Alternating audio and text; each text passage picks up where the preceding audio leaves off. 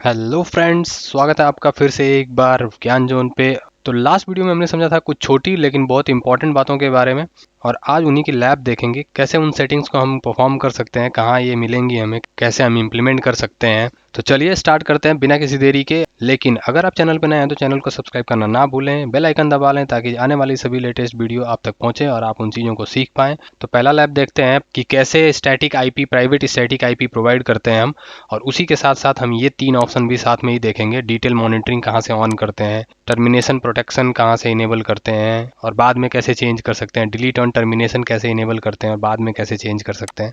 तो AWS console पे आ जाते हैं हम, और यहाँ से हम इंस्टांस पे जाते हैं, लॉन्च इंस्टांस पे जाते हैं, और देखिए आपको ये सारे ऑप्शंस जितने भी मैंने दिखाए वो आपको पहले पेज पे ही मिल जाते हैं। यहाँ पे मैं एक कोई भी इमेज ले लेता हूँ, सेलेक्ट करता हूँ इसे। मैंने लाइनेक्स और विंडोज दोनों के इंस्टांस बनाना, उसे एक्सेस करना आपको पहले ही बता रखा है। यहाँ पे जो भी टाइप ऑफ इंस्टांस लेना है सेलेक्ट करते हैं, फ्री टियर ही लीजिए आप हमेशा लैब के लिए। नेक्स्ट करते हैं। यहाँ पे देखिए VPC आ रहा है, सबनेट आ रहा है, बाकी सारी चीज़ें आ रही हैं। तो अगर हम स्टैटिक प्राइवेट आईपी एड्रेस देना चाहते हैं तो आपको क्या करना पड़ेगा, आपको नो प्रेफरेंस नहीं लेना है, आपको यहाँ से पर्टिकुलर एक अवेलेबिलिटी जोन लेना पड़ेगा, मतलब एक सबनेट सेलेक्ट करना पड़ेगा, क्योंकि तभी आप उस रेंज की आईपी यहाँ पे असाइन कर पाएंगे। दूसरी चीज आपको ये भी पता होना चाहिए कि उस सबनेट में कौन कौन से एड्रेसेस फ्री है। ठीक है, तो आपने वो सबनेट सेलेक्ट किया और फिर आपको नीचे यहाँ पे एक ऑप्शन मिलेगा जहाँ पे आपका इथरनेट कार्ड दिख रहा है, और आप ऑटो असाइन आईपी अभी इनेबल है, इसको आप मैनुअली टाइप कर सकते हैं। जिस रेंज में भी आपने वो VPC बना रखा है और वो सबनेट बना रखा है, जो कि हम बाद में डिटेल में डिस्कस करेंगे, सबनेट को VPC को कैसे बनाते हैं, कैसे असाइन करते हैं, वो सारी चीज़ें। बट फिलहाल मैं बस इतना दिखा रहा था क्योंकि ये EC2 से रिलेटेड है। जो अभी हम इन वीडियोज़ में डिस्कस कर रहे हैं वो सिर्फ EC2 से रिलेटेड ऑप्शंस को डिस्कस कर रहे हैं। ठीक है, तो यहाँ पे आप मैनुअल कोई भी प्राइवेट आईपी डाल सकते हैं जो भी आप रखना चाहते हैं। ठीक है, बाकी सेकेंडरी आईपी भी ऐड कर सकते हैं, सेकेंडरी आईपी तो बाद में भी ऐड कर सकते हैं। सेकेंडरी आईपी ऐड करने के लिए आप किसी भी इंस्टांस को सेलेक्ट करिए, नेटवर्किंग में जाइए और मैनेज आईपी एड्रेस में जाके यहाँ से आप आईपी असाइन कर सकते हैं। Assign new IP address save करिए, एक आईपी एड्रेस इसको असाइन हो जाएगा। और नीचे अगर आप देखेंगे तो यहाँ पे एक ऑप्शन आ रहा है इनेबल टर्मिनेशन प्रोटेक्शन। ये है प्रोटेक्ट अगेंस्ट एक्सीडेंटल टर्मिनेशन। अगर मैं इसे ऑन कर देता हूँ और अगर मैं गलती से वहाँ पे इंस्टांस डिलीट करने की कोशिश करूँगा तो ये डिलीट नहीं होगा। तो चलिए इसे ऑन कर देते हैं।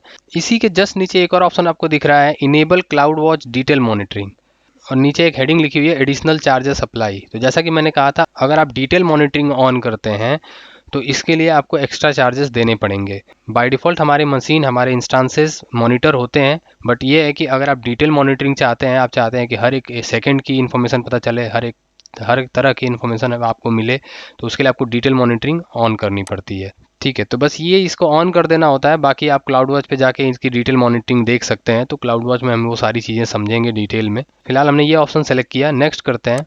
और यहाँ पे देखिए जहाँ हम स्टोरेज अटैच कर रहे होते हैं वहीं पे एक ऑप्शन आता है डिलीट ऑन टर्मिनेशन, और बाय डिफ़ॉल्ट ये चेक मार्क लगा हुआ है, और ये हमारी है रूट वॉल्यूम। तो ये चेक मार्क बाय डिफ़ॉल्ट लगा होता है। अगर आप इसको अनचेक नहीं करते हैं, नेक्स्ट करके आपने इंस्टांस क्रिएट कर दिया और जब आप इसको टर्मिनेट करेंगे इंस्टांस को, ये वॉल्यूम भी ऑटोमेटिक डिलीट हो जाएगी। चाहे इसके अंदर आपका डेटा भी रखा हो चाहे कुछ भी, वो ऑटोमेटिक डिलीट हो जाती है क्योंकि ये ऑप्शन चेक मार्क है। अगर आप इसे हटा देते हैं और उसके बाद इसे नेक्स्ट करते हैं तो आप जब इंस्टांस टर्मिनेट करेंगे तो ये वॉल्यूम रह जाएगी। आपको इस वॉल्यूम को अलग से जाके डिलीट करना पड़ेगा या रिमूव करना पड़ेगा अगर आप रिमूव करना चाहेंगे तो। यहाँ पे आ रहा है ऐड न्यू वॉल्यूम का ऑप्शन। यहाँ से आप अलग से EBS वॉल्यूम अटैच कर सकते हैं, आप कितने स्पेस की चाहते हैं, किस टाइप की डिस्क लेना चाहते हैं। तो ये जो डिस्क टाइप है ये स्टोरेज में हम समझेंगे। उसके बाद इंक्रिप्शन वगैरह लगाना है या नहीं लगाना है वो भी ऑप्शन दिया हुआ है हमारे पास। तो ये सेकेंडरी डिस्क होगी, ये स्टोरेज के लिए, ये डेटा डिस्क बोलते हैं इसको हम। ये ऑपरेटिंग सिस्टम की डिस्क होती है, रूट वॉल्यूम बोलते हैं। तो डेटा डिस्क डिलीट नहीं होता। देखिए इसमें ऑप्शन दिया है लेकिन जैसे ही मैंने ऐड किया ये बाय डिफ़ॉल्ट ऑप्शन इनेबल नहीं आ रहा है। ठीक है, लेकिन इस रूट वॉल्यूम में बाय डिफ़ॉल्ट ये ऑप्शन जो है वो इनेबल रहता है। नेक्स्ट करते हैं। यहाँ से सिक्योरिटी ग्रुप के बारे में आपको पता ही है, पहले भी हमने डिस्कस किया है। सिक्योरिटी ग्रुप एक तरह से फायरवॉल की तरह काम करता है, जिसमें हम जो प्रोटोकॉल्स या जो पोर्ट नंबर अलाउ करेंगे सिर्फ वही पोर्ट नंबर के थ्रू कोई हमारी मशीन को एक्सेस कर पाएगा। जिसको अलाउ करेंगे, जिसका IP यहाँ एंटर कर देंगे, सिर्फ वही हमारी इंस्टांसेस को एक्सेस कर पाएगा। यहाँ पे ले लेते हैं हम की पेयर और लॉन्च कर देते हैं। की पेयर के बारे में भी पहले मैंने बताया होगा कि अगर आपने जो की पेयर लिया है वो की पेयर आपके पास होगा तभी आप इंस्टांस एक्सेस कर पाएंगे, नहीं तो आप एक्सेस नहीं कर पाएंगे। लेकिन AWS ने थोड़ा और अपडेट किया है लाइनक्स इंस्टेंस के लिए, यहाँ से हम इसे चेक करके कनेक्ट करेंगे तो हम डायरेक्ट इसको ब्राउज़र में ही एक्सेस कर सकते हैं। जैसे ही आप इस पर कनेक्ट पे क्लिक करते हैं तो देखिए ब्राउज़र में ही इसका टर्मिनल खुल जाता है, तो हम यहीं से काम कर सकते हैं। पहले हमें क्या करना पड़ता था, पुट्टी में जाके हमें पहले पीपीके फाइल बनानी पड़ती थी, फिर ऑथेंटिकेट कराते थे, तब जाके हम उसमें एक्सेस करते थे। लाइनक्स के लिए AWS ने आसान बना दिया है और डायरेक्ट यहाँ पे आपको एक कंसोल मिल जाएगा, टर्मिनल मिल जाएगा और डायरेक्ट उस मशीन में आप कुछ भी काम कर सकते हैं। तो 2 इंस्टांसेस हमारे पहले से चल रहे थे, एक विंडोज़ का एक लाइनक्स का, और ये हमने तीसरा इंस्टांस अभी जस्ट बनाया। अब यहाँ पे इससे सेलेक्ट करिए और यहाँ जाइए एक्शन पे। एक्शन पे आपको कई सारे ऑप्शंस मिलेंगे। यहाँ पे देखिए सिक्योरिटी ऑप्शन है, जहाँ से आप सिक्योरिटी ग्रुप चेंज कर सकते हैं अगर आप चेंज करना चाहते हैं। नेटवर्किंग में आप जाते हैं तो यहाँ पे इंटरफेस कार्ड, IP वगैरह मैनेज करने का ऑप्शन आता है, नेक्स्ट पार्ट में हम देखेंगे। इंस्टांस सेटिंग में देखिए आपको यहाँ ऑप्शन मिलता है change termination protection, change shutdown behaviour. यहाँ पे आप जाइए और देखिए by default in termination protection on है। अगर मैं अभी फ़िलहाल इस इंस्टांस को किसी भी कंडीशन में डिलीट करना चाहूँ, यानी कि टर्मिनेट करना चाहूँ, तो ये टर्मिनेट नहीं होगी। करके देखते हैं, टर्मिनेट इंस्टांस, टर्मिनेट, तो देखिए एक एरर आ रहा है कि आप ये टर्मिनेट नहीं कर सकते। अब हमें टर्मिनेट अगर करना ही है तो हम क्या करेंगे, यहाँ जाएंगे इंस्टांस सेटिंग पे, टर्मिनेशन प्रोटेक्शन को हम डिसेबल कर देंगे और सेव कर देंगे, और अब हम इस इंस्टांस को डिलीट कर सकते हैं। दूसरा ऑप्शन भी देख लेते हैं, इसमें एक और है, इंस्टांस सेटिंग में जाते हैं, शटडाउन बिहेवियर पे क्लिक करते हैं। अगर हम इस मशीन को शट डाउन करें तो क्या होना चाहिए, स्टॉप हो या टर्मिनेट हो।